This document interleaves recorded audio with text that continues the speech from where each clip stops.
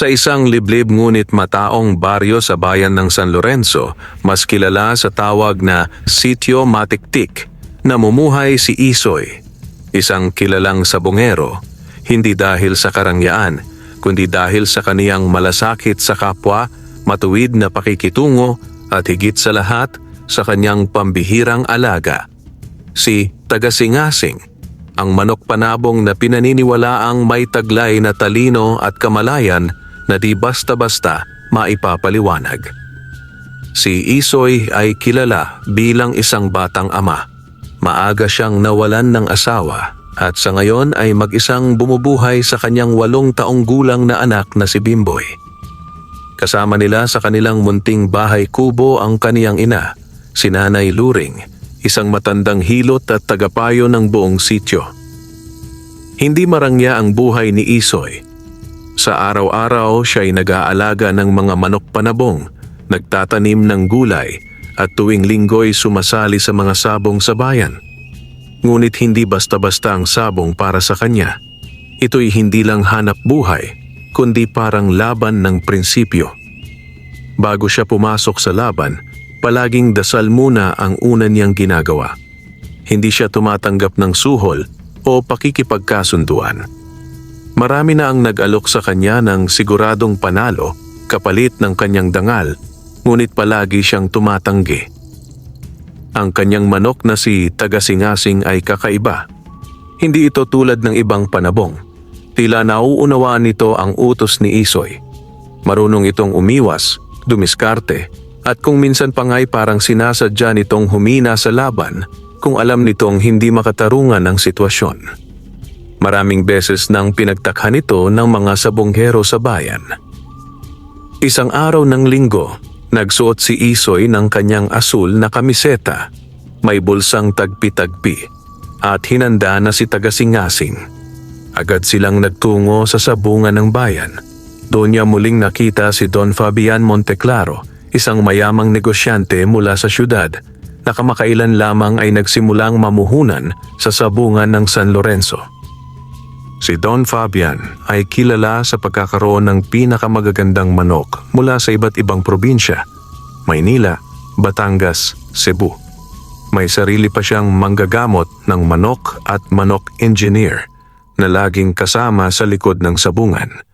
Ngunit sa kabila ng kayamanan at impluensya nito, hindi niya magapi si Isoy sa sabungan. Sa pagkakataong iyon, muling natalo ni Tagasingasing ang pambato ni Don Fabian. Isang eleganteng Texas na manok, kulay gintong pula, na pinaglaanan umano ng ₱250,000. Pagkatapos ng laban, lumapit si Don Fabian kay Isoy, ngumiti ng kunwari magiliw, sabay sabing, "Kaibigan, gusto kitang imbitahan sa aking hasyenda. May magandang alok ako para sa iyo." Ngunit si Isoy, sanay sa mga bolero't ganid sa sabungan, ay agad na nakaramdam ng alinlangan. "Pasensya na po, Don. Hindi ako naghahanap ng alok. Ito lang ang buhay ko. Simple pero malinis." Sagot niya habang pinapahid ang dugo sa pakpak ni Tagasingasing gamit ang puting panyo. Tumawa si Don Fabian, ngunit sa likod ng ngiting iyon ay may lungkot na halong inis. "Hindi pa huli ang lahat. Maaring ngayon hindi mo ako maintindihan. Pero may araw rin na kakailanganin mo ako, Isoy." Nang makaalis na si Don Fabian, lumapit si Mang Kaloy, isang matandang sabongero na matagal nang sumusubaybay sa mga laban ni Isoy. "Isoy, mag-ingat ka. Yang si Don Fabian ay hindi basta-basta. May mga naririnig ako. May koneksyon daw yan sa mga lihim na sabungan sa syudad. May mga laban daw doon na hindi karaniwang hayop ang sinasali." Tumango lang si Isoy at sinabing, "Hindi ko ipagpapalit ang dangal para sa pera. At si Tagasingasing, hindi ko ipapaampon sa sinuman." Ngunit kinagabihan, habang inaayos ni Isoy ang kulungan ni Tagasingasing, may napansin siyang kakaiba. May papel na nakasingit sa gilid ng pinto ng kulungan. Nakasulat sa pulang tinta ang isang mensahe. Ang hindi marunong tumanggap ng palad ng may kapangyarihan ay pasasailalim sa kadilimang hindi niya mauunawaan. Ibigay mo ang manok, Isoy, bago pa mahuli ang lahat. Napahigpit ang hawak ni Isoy sa papel. Ang gabi ay biglang tumahimik at ang hangin ay tila malamig na bulong mula sa anino ng sabungan. Kinabukasan, habang pinapakain ni Isoy si Tagasingasing, napansin niyang may tila sugat ang kaliwang binti ng kanyang manok. Hindi ito malalim, ngunit tila ba may maliliit na hiwang parang kinaskas ng matulis na bagay. Napakunot ang kanyang noo. "Hindi ko to nakita kahapon," bulong niya habang maingat na nililinis ang sugat gamit ang pinaglagaan ng dahon ng bayabas. Tahimik si Tagasingasing habang tinitingnan lang si Isoy, para bang naiintindihan ang bawat galaw ng kanyang amo. "May masamang hangin sa paligid natin, Singasing," bulong ni Isoy, "pero hindi tayo bibigay." Sa di kalayuang dako ng baryo, sa tuktok ng isang burol, nakatayo ang malaking mansyon ni Don Fabian. Doon, sa isang silid na puno ng antik na santo, baril, at lalagyan ng sabong memorabilia, kausap niya ang isang lalaking nakasuot ng itim na polo at may dalang itim na kahon. "Sigurado ka bang iyon ang manok?" tanong ng lalaki. "Oo, hindi ito karaniwang manok. May nagsabi sa aking albularyo sa norte. Ang manok na yon ay hindi lang basta hayop. Isa raw itong bantay, isang nilalang na nilapatan ng sinaunang anting-anting ng talino at tapang. Kung makukuha ko yon, walang sabungan sa buong rehiyon na hindi ko maaangkin." Bumukas ang kahon. Nandoon ang isang maliit na itlog ng uwak, nangingitim at may nakaukit na mga simbolo. "Ito ang panimula," wika ng lalaking nakaitim. "Kapag hindi sumunod si Isoy, ibalik mo ito sa kanyang manok. At kapag lumaki ang epekto, hindi na siya magpapakita pa sa sabungan." Samantala, bumisita sa bahay ni Isoy ang kuraparoko ng baryo, si Padre Arman. Dala ang balitang may isang matandang sabungero, si Mang Totoy, ang bigla na lamang nagkasakit at nagsalita ng mga hindi maipaliwanag. Ang sabi niya ay, may darating na itim na anino. Ang bantay ay nanganganib. Huwag hayaan ang liwanag ay balutin ng kasakiman. Hindi ko alam kung sinasadyang iparating sa iyo ito, Isoy, pero ikaw ang unang pumasok sa isip ko. Hindi makakibo si Isoy. Tila ba unti-unting bumibigat ang paligid sa paligid niya at ni Tagasingasing. Kinagabihan, nagising si Isoy sa malakas na tila yabag ng tao sa paligid ng kanilang bahay. Dali-daling bumangon siya, hawak ang kanyang gulok, at sinilip ang kulungan. Laking gulat niya nang makitang bukas ang pintuan ng kulungan ni Tagasingasing. Ngunit naroon pa rin ang manok, tahimik, hindi natakot, parang naghihintay. Biglang lumitaw sa likuran niya ang matandang si Mang Kaloy. "Isoy!" anya, habol hininga. "May nakita akong lalaki, nakasuot ng itim, may hawak na bagay. Papunta rito." Pero bigla siyang nawala pagkasigaw ko. Napansin ni Isoy ang isang bagay na nakapatong sa bubong ng kulungan. Ang itim na itlog, malagkit at malamig sa kanyang palad. Napalingon si Mang Kaloy at napaurong. "Yan ay hindi karaniwang bagay, Isoy. Ganyan ang gamit ng mga taong may alagad na itim na karunungan. Pampaaligid yan ng sumpa at panghihina." "Kay Don Fabian ito," bulong ni Isoy. "Alam kong siya." "Tandaan mo ang sinabi ko kahapon," ani Mang Kaloy. "Hindi siya ordinaryong sabungero.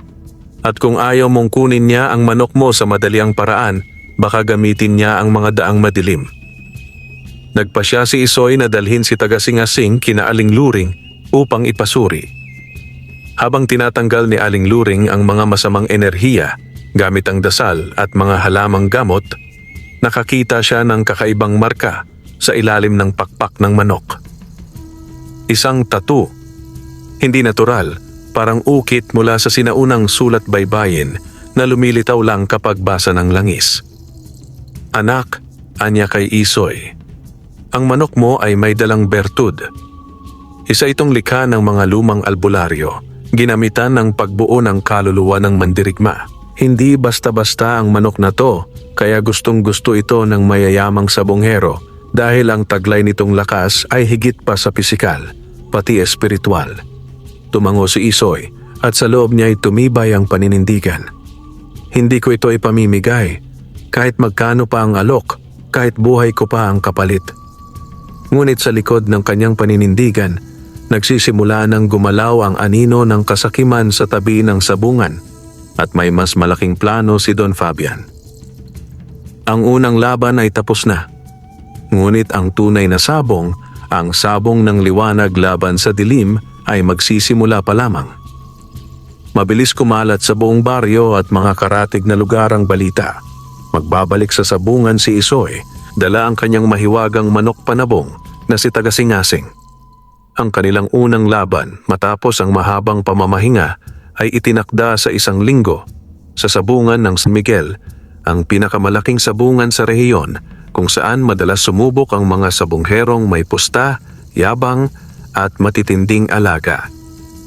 Sa araw ng laban, dumagsa ang tao mula sa mayamang sabonghero hanggang sa mga karaniwang mananaya, pati na ang mga matandang albularyo na bihira nang lumabas ng bahay. Ang iba'y hindi dahil sa sabong ang interes, kundi dahil sa usap-usapang may kababalaghan ng manok ni Isoy. Sa loob ng sabungan, nakaupo sa kanyang upuang dekawayang may pulang palamuti si Don Fabian, nakasuot ng puting barong na may borda ng tandang sa dibdib.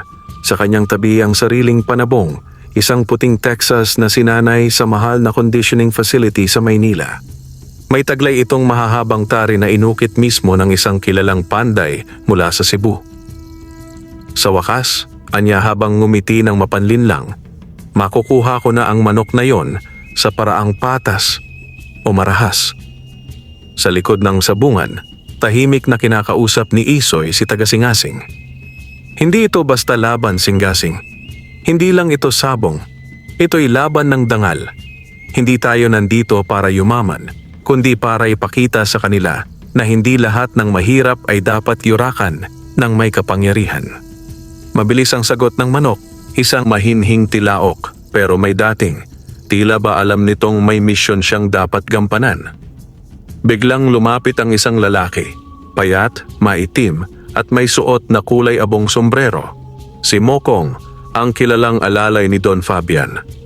Tol, panimula nito kay Isoy, bago pa magtari, baka gusto mong pag-isipan pa ang alok ni Don Fabian. 1,000,000 piso kapalit ng manok mo.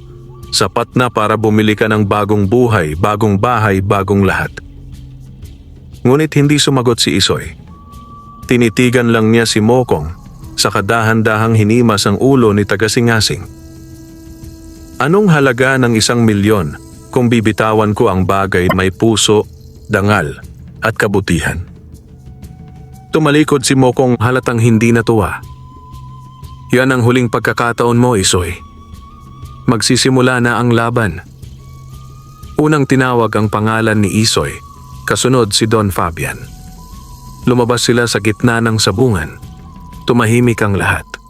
Ang mga mata ng mga tao tila magnetong nakatuon sa dalawa. Isang magsasaka sa simpleng tsinelas at isang don na may alalay, pusta at reputasyon. Pagharap ng dalawang manok, humugong ang sabungan. Si Tagasingasing, kayumangging pula, may matalim na tingin, tahimik lang habang kumikilos ng may kumpiyansa. Samantalang ang manok ni Don Fabian ay maputi, matikas at mabilis tumutuka sa hangin. Nagtagpo ang mga mata ng mga tandang. Tila hindi lang laban ng hayop kundi banggaan ng espiritu. Nagbaba ng hudyat ang punong sabonghero. Mga Ginoo, handa na ba kayo?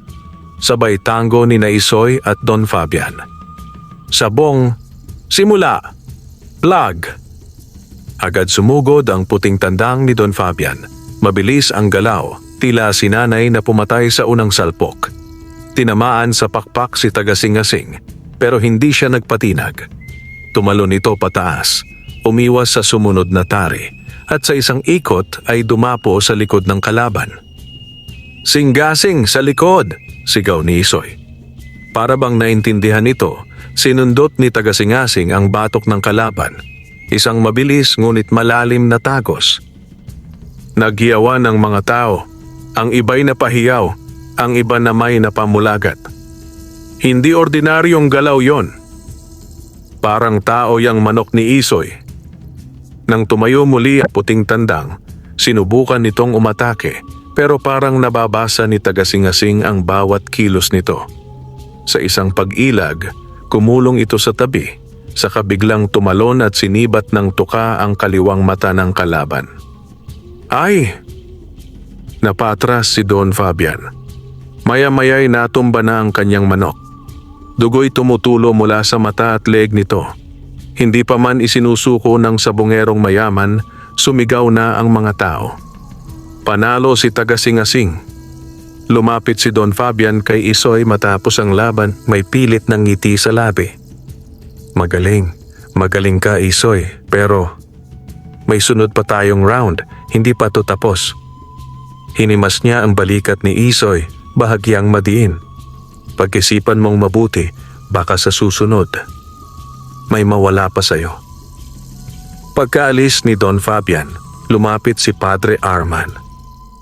Itoy, huwag mong hayaang matalo ka sa paniniwalang pera ang sukatan ng dangal. Nararamdaman kong hindi ito simpleng laban lang. May mas malalim kang pinapasok. Tumango si Isoy. Alam ko, Padre, pero kahit anino pa ng kadiliman ang sumubok sa akin, hindi ako uurong. Sa sulok ng sabungan, hindi nakita ng karamihan ang lalaking nakaitim, nakamasid mula sa dilim. Tinitigan nito si Tagasingasing, saka binulungan ang sarili. Ang susi sa sinaunang karunungan ay nasa kanya. Sa susunod, hindi lang sabong ang madadamay. Pagkaraan ng panalong iyon, parang sunog sa damuhan ang kumalat na pangalan ni Tagasingasing. Mula sa palengke hanggang sa palasyo ng gobernador, pinag-uusapan ang mahiwagang manok panabong ni Isoy, ang tandang na parang may isip, ang manok na nakakalaban na parang tao at may mga nagsasabing may espiritong tagapagtanggol. Ngunit sa kabila ng tagumpay, may bumabalot na tensyon sa paligid. Sa gabi ng kanilang pagbabalik mula sa sabungan, hindi na matahimik si Isoy. Sa gitna ng dilim, habang si Tagasingasing ay payapang nakahimlay sa loob ng kanyang kulungan, narinig ni Isoy ang isang mahinang kaluskos. Dahan-dahan siyang tumayo, bitbit ang itak na lagi niyang itinatabi sa ilalim ng banig. May tao, bulong niya sa sarili. Paglabas niya ng kubo, isang malamig na ihip ng hangin ang tumama sa kanya, kasama ang isang itim na usok na unti-unting lumulutang mula sa ilalim ng punong santol. Isoy! Isang paos na tinig ang narinig niya. Mula sa usok ay lumitaw ang isang matandang lalaki, nakaitim ang damit, maputla ang balat, at may mga mata na kulay abong tila walang kaluluwa. Hawak nito ang isang baston na hugis kaliskis ng ahas. Ako si Mang Kaulas, sabi ng matanda. Tagapamagitan ng mga bagay na hindi kayang ipaliwanag ng karaniwang tao. Hindi sumagot si Isoy. Hinigpitan lang ang hawak sa itak. Anong kailangan mo sa akin? Ngumisi si Kaulas at sa isang iglap ay lumutang ang isang itim na supot mula sa kanyang likuran. May alok ako. Ang manok mo, hindi karaniwang nilalang. Isa siyang tagapagmana ng linya ng Katingban. Ang sinaunang lahi ng mga manok na tagapagbantay ng mga agimat at lihim ng mundo. Dahan-dahang inilapit ang supot kay Isoy. Narito ang alay ko, 5 milyong piso, isang agimat na di tinatablan ng kahit anong armas, at isang kapangyarihang kayang pumatay ng tao gamit lang ang anino mo. Kapalit ng Tagasingasing. Tahimik si Isoy. Maya-maya, nagsalita siya. Hindi ako sumusuko ng kaibigan. Hindi ako nagbebenta ng dangal. Hindi ko kailangan ng yaman kung may kasama itong kasalanan. Biglang lumiwanag ang mata ni Kaulas. Sayang. Gaya ka rin pala ng mga nauna. Matigas ang ulo pero madali durugin. Sa isang iglap, nawala sa usok si Kaulas. Kinabukasan, nagising si Isoy na may kakaibang pakiramdam. Tila mabigat ang hangin. Paglabas niya, may isang matandang babae ang naghihintay sa harapan ng kubo. Si Aling Pining, ang matandang albularya ng kabilang baryo. Isoy, panimula niya. May nararamdaman akong puwersa ng kadiliman. May umaaligid sa'yo at sa manok mo. Hindi ito basta sabong lang. Ang tagasingasing mo, isa sa 7 araw sa lumang pitak. Anong ibig mong sabihin, Aling Pining? Tanong ni Isoy. 7 hayop na ginawang tagapag-ingat ng sinaunang kapangyarihan ng kabutihan. Pinrotektahan sila ng mga espiritu laban sa mga nilalang ng dilim. Isa dyan ang alaga mong manok. Napaupo si Isoy, hindi makapaniwala. Kung tama ang hinala ko, dagdag ni Aling Pining, hindi lang sabongero ang kalaban mo.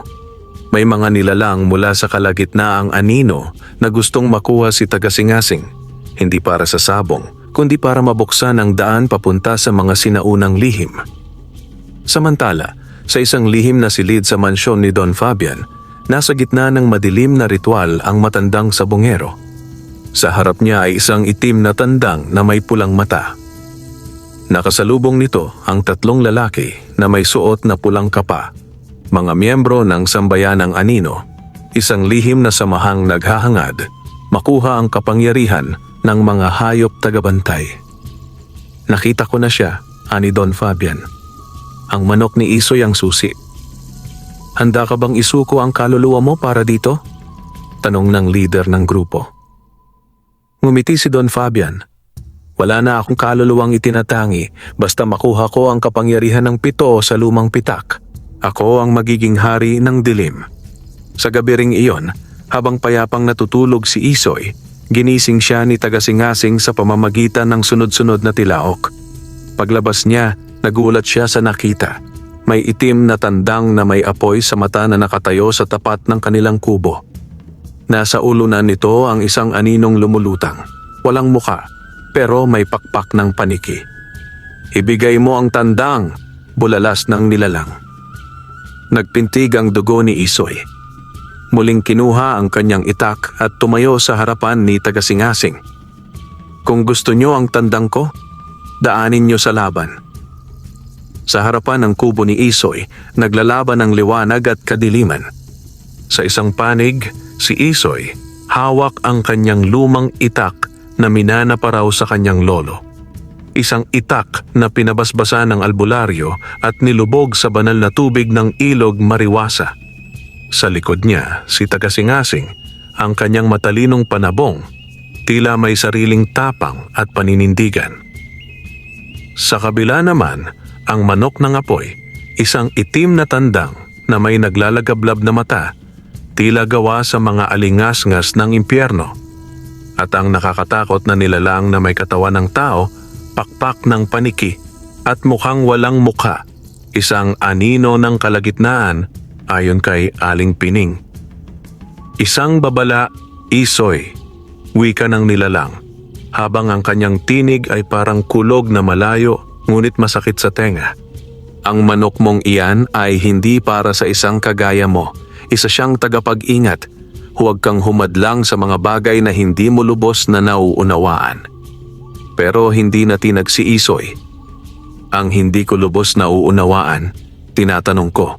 Pero ang sa akin, hindi ko ipinamimigay. Sa isang kisap mata, umatake ang manok ng apoy. Tumalon ito, may kasamang apoy sa kanyang mga kuko. Tila bulalakaw na galing sa impyerno. Ngunit si tagasingasing ay mabilis. Isang likaw pa lamang ay nakaiwas na ito. Saka naglunsad ng matatalim na atake gamit ang kanyang tukat mga kuko. Mula sa dilim, gumalaw ang aninong nilalang.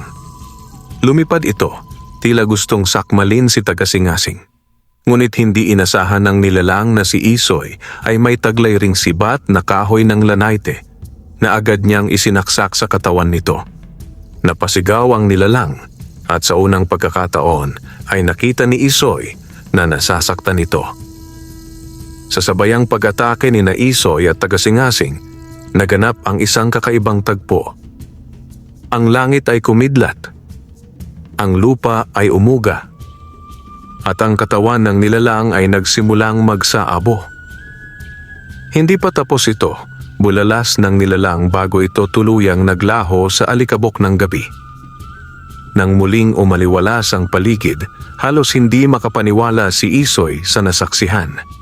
Ngunit ang pinakakakaiba sa lahat, nang lumapit siya kay Tagasingasing, napansin niyang may liwanag sa pagitan ng mga balahibo nito sa dibdib.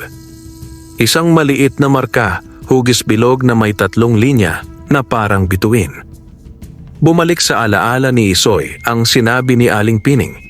7 hayop na tagapangalaga ng sinaunang kapangyarihan, bawat isa ay may tanda. Kinabukasan, muling bumisita si Aling Pining.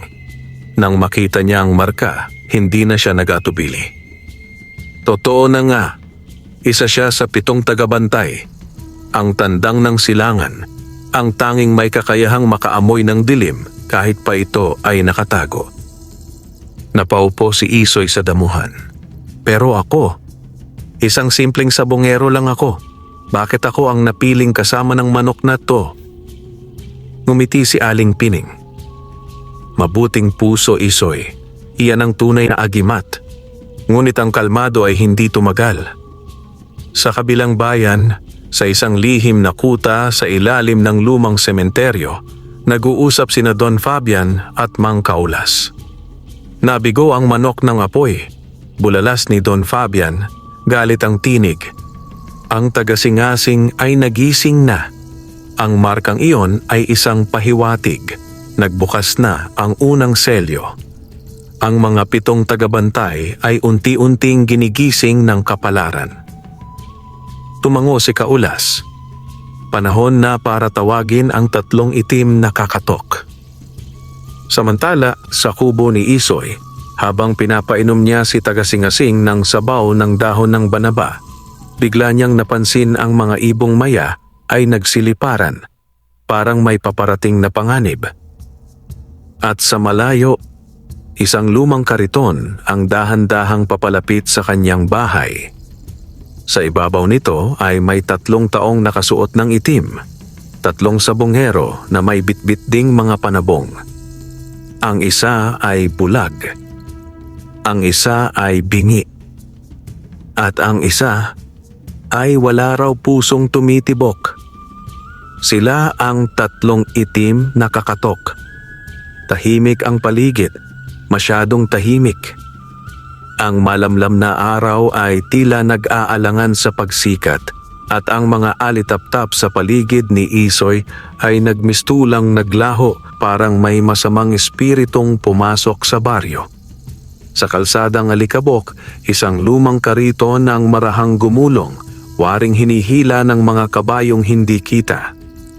Sa ibabaw nito, 3 nilalang na nakasuot ng itim na balabal ang dahan-dahang lumapit sa kubo ni Isoy.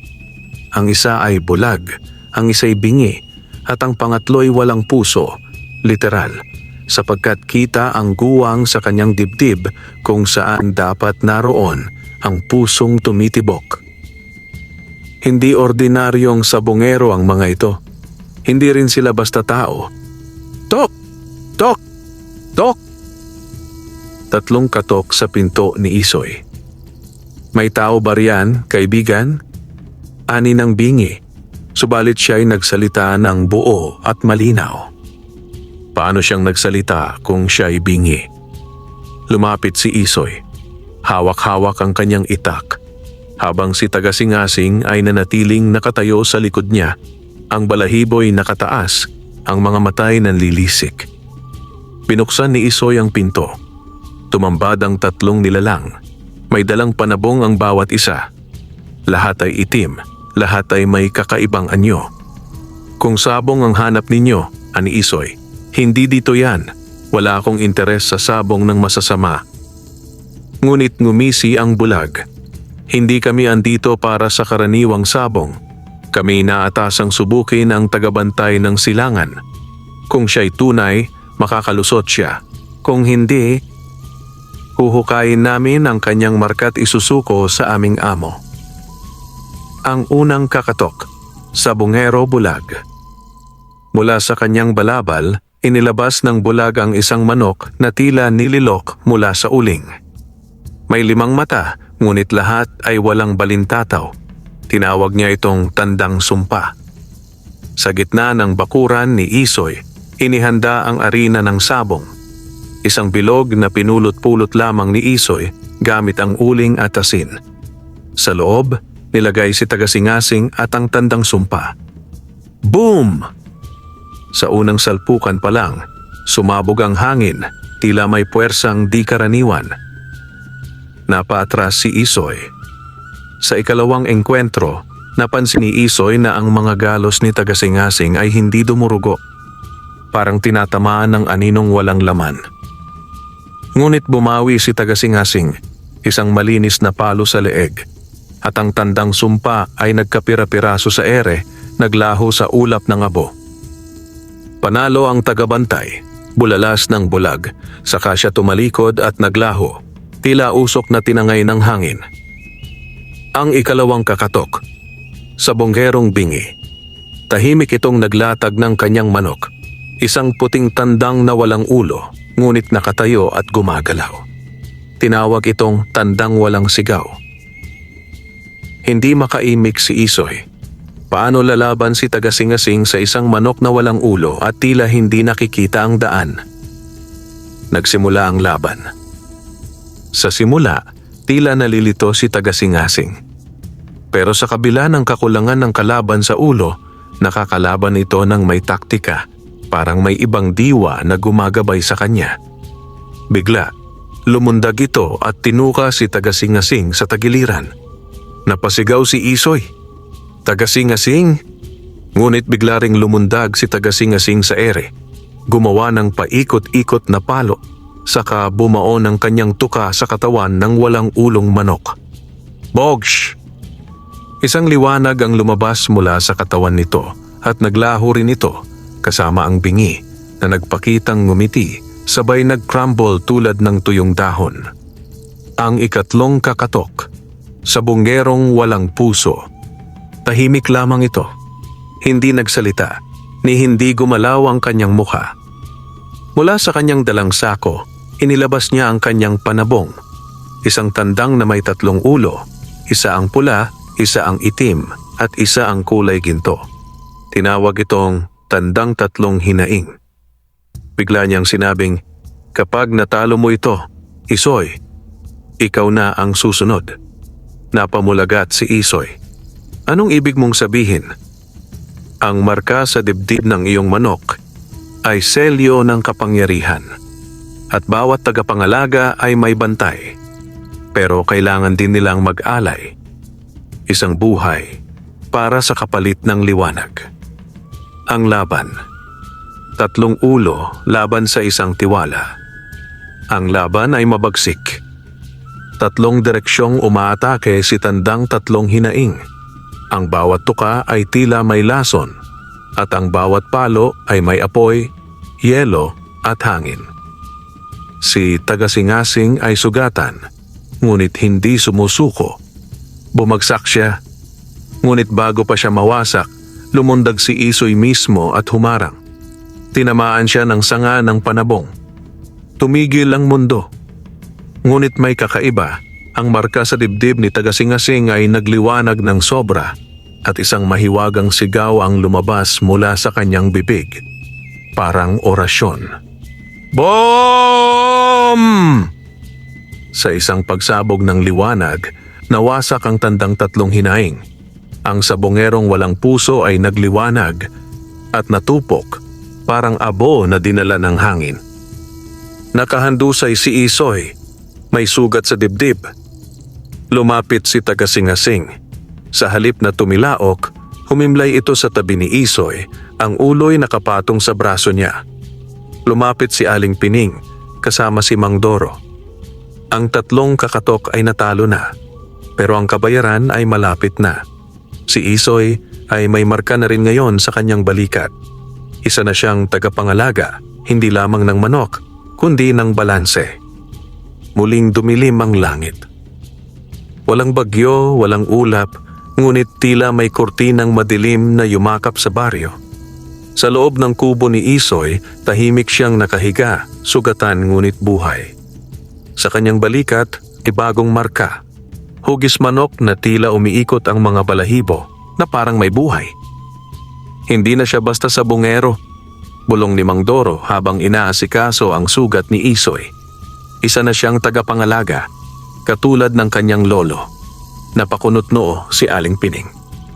Bakit ngayon mo lang sinasabi, Doro? Anong kinalaman ng lolo ni Isoy dito? Taong 1945. Matapos ang digmaan, may isang kilalang sabongero sa baryo, si Lolo Sancho, ang lolo ni Isoy. Hindi lamang siya magaling sa sabong, kundi siya rin ang itinalagang bantay ng isang lihim, ang 7 manok ng balanse. Ayon sa lumang kasulatan, may 7 manok sa buong daigdig na naglalaman ng kakaibang lakas, tagapangalaga ng pagitan ng mundo ng mga tao at ng mga espiritu. Isang puti, isang itim, isang pula, isang bughaw, isang luntian, isang ginto, at ang pinakahuli, ang tagasingasing, ang manok na may kapangyarihang gisingin ang iba. Ang bawat manok ay itinalaga sa mga tagabantay, mga piling nilalang na may pusong dalisay. Ngunit isang araw, may isang taong sumira sa balanse, isang sabongherong sakim, Don Fabian de Montemayor. Bumalik tayo sa kasalukuyan. Sa kanyang malaking bahay sa tuktok ng burol, si Don Fabian ay nakaupo sa harap ng 7 hawla. 5 sa mga ito ay puno na, isang puti, itim, pula, bughaw at luntian. Lahat ay buhay, ngunit nakapiring, tila nasa ilalim ng sumpa. 5 na, ani Don Fabian, habang pinapainom ng itim na dugo ang mga manok. Ang 6 ay dadalhin sa akin ng aking mga utusan. Ngunit ang ika-7, ang tagasingasing, ay naroon sa kubo ng batang si Isoy. Dumating ang isang matandang babae, si Aling Sela, isang albularya na dating kapanalig ni Lolo Sancho. Hindi mo kailanman makukuha ang tagasingasing sa dahas, Fabian, sabi niya. Ngunit ngumiti si Don Fabian.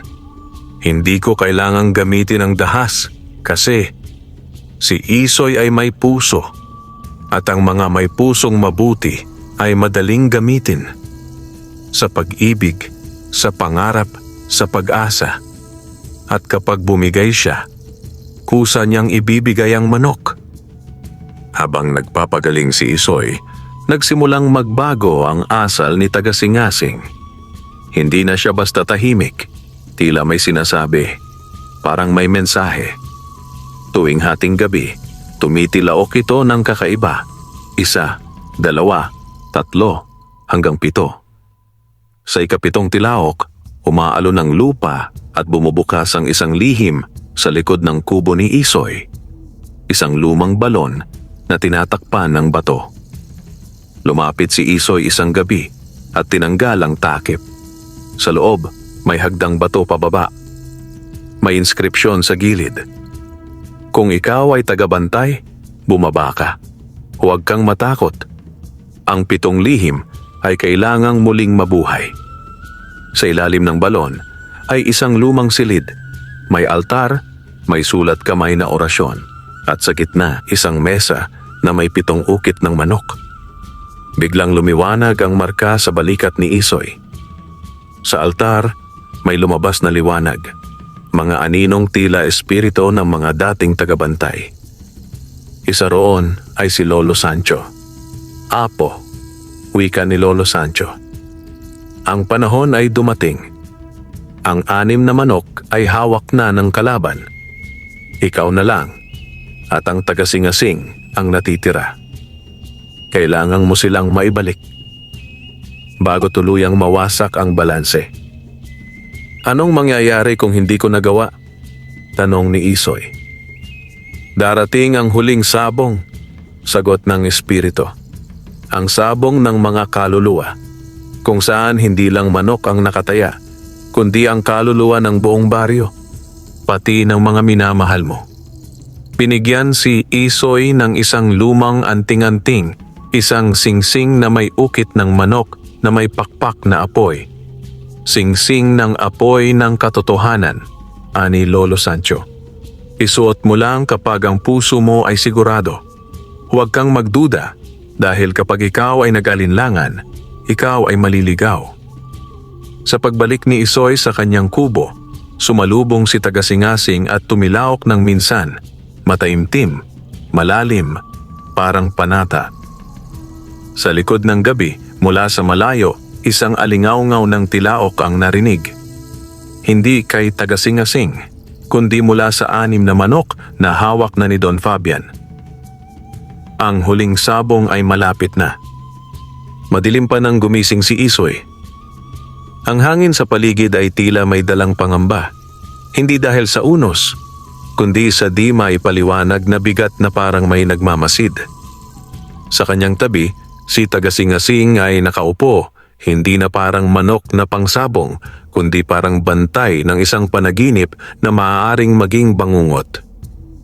Panahon na, bulong ng albularyong si Mang Doro habang hawak ang lumang orasyon na may pulang sinulid. Ang huling sabong ay hindi lamang laban ng mga tuka at tari, ito'y laban ng puso at kaluluwa. Bago magalis ang araw, dumating ang isang grupo ng mga kabayo sa harap ng bahay ni Isoy. Sa gitna nila ay si Eduardo, ang alalay ni Don Fabian, dala ang isang makapal na sobre. Don Fabian, ani Eduardo, ay formal na nag-aanyaya sa iyo, Isoy, para sa isang sabong sa gitna ng Tanikalan Fields, ang lugar kung saan ginaganap ang sabong ng mga alamat. Wala itong patakaran, walang limitasyon. Ang mananalo ay magkakamit ng 6 na manok o mawawalan ng lahat. Pati kaluluwa? Tanong ni Isoy. Ngumiti si Eduardo. Oo, pati ang puso mong matagal nang pinupuntirya ng aming Panginoon. Ang Tanikalan Fields ay dating gubat na pinaniniwala ang tinatahanan ng mga lamang lupa. Sa gitna ng lupang tuyot, nakatayo ang isang lumang istruktura na hugis sa bungan ngunit yari sa kahoy ng balete at kawayan ng sinaunang panahon. Dumagsa ang mga tao mula sa iba't ibang baryo. Lahat sabik makita ang laban. Ngunit kakaiba ang sabong na ito. Tahimik ang mga tao. Walang sigawan. Walang pustahan. Ang mga anino ng nakaraan ay tila sumasabay sa bawat hakbang ng mga manok. Sa gitna, nakaupo sa trono ng ginto si Don Fabian, suot ang itim na kamiseta at may hawak na baston na may ulo ng manok. Ikaw na ba talaga ang apo ni Sancho? Tanong ni Don Fabian. Walang yabang, walang galit, ngunit may apoy sa mata. Hindi ko kailangan ng yabang, sagot ni Isoy. Ang puso ko ang panlaban. Ipinatawag ang mga manok.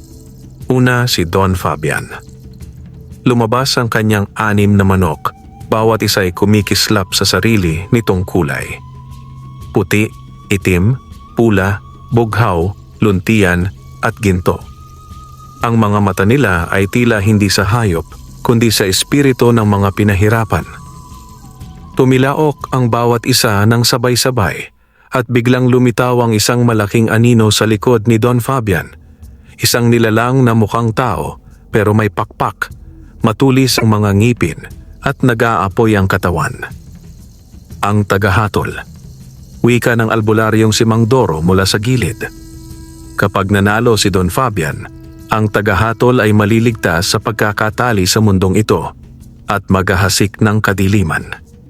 Ngunit lumakad si Isoy patungo sa gitna. Dala niya si Tagasingasing na tila napapalibutan ng hangin ng liwanag. Sa kanyang kamay ay suot na niya ang singsing ng apoy ng katotohanan at sa puso'y buo ang paninindigan. Tumilaok ang gong. Ang unang sumabak ay ang gintong manok ni Don Fabian laban kay Tagasingasing. Tila hindi pantay ang laban. Ang gintong manok ay mabilis, maliksi at sinanay sa itim na sining. Ngunit sa gitna ng laban biglang huminto si Tagasingasing. Napatingin si Isoy. Bakit? Sumagot si Mang Doro. Hindi ito basta sabong ng bilis. Ito'y sabong ng kalooban. Lumapit si Isoy at pumikit. Sa kanyang isip, nakita niya ang loob ng puso ni Tagasingasing. Doon may 6 na anino, nakakadena. Kalayaan, bulong ni Isoy. Sa kanyang isip, binigkas niya ang huling orasyon ng kanyang lolo Sancho. Sa isang iglap, pumutok ang liwanag mula sa kanyang singsing at pinalaya ang 6 na espirito mula sa pagkakapiit sa 6 na manok. Ang gintong manok ay biglang tumigil. Ang kanyang mga matay lumiwanag at parang natauhan. Isa-isa, ang 6 na manok ay lumapit kay Tagasingasing at sa halip na lumaban, lumuhod silang lahat. "No!" sigaw ni Don Fabian. "Hindi ganyan dapat ang plano. Akin ang mundo. Akin ang balanse." Subalit pumutok ang lupa sa ilalim niya. Mula sa kailaliman ay lumabas ang tagahatol na ngayoy hindi na sumusunod sa kanya. "Hindi mo ako tagapaglingkod, Fabian," ani ng tagahatol. "Isa kang gamit lamang upang makalaya." Ngunit siya, sabay turo kay Isoy, ay may pusong malinis at siya ang tunay na tagabantay. Hinila ng dilim si Don Fabian pababa sa lupa at ang kanyang mga sigaw ay lumubog sa ilalim ng balon ng kasalanan. Sa gitna ng katahimikan, tumilaok si Tagasingasing nang minsan, hindi bilang manok na panabong, kundi bilang hudyat ng bagong simula. Isa-isa, ang mga manok ay naglaho sa liwanag. Ang kanilang mga espiritu ay bumalik sa altar ng mga tagabantay. Sa lupa, nanatili si Isoy. May luhang pumatak sa kanyang pisngi, ngunit may ngiting tagumpay. Ang sabungan ay gumuho at ang Tanikalan Fields ay muling naging gubat. Ang mga tao'y tahimik na umuwi, dala ang alaala ng sabong na hindi nila kailanman makakalimutan. Pagkalipas ng ilang buwan, bumalik sa simpleng buhay si Isoy. Sa kanyang bakuran, may bagong mga sisiw, mga inakay ni Tagasingasing. "Isa lang ang panabong," sabi niya habang pinapakain ang mga sisiw. "Pero kung ituturo mo sa kanila ang tama, lahat sila'y magiging tagapangalaga ng kabutihan." At sa langit, tumilaok ang isang manok. Hindi ng digmaan, kundi ng kapayapaan. Wakas.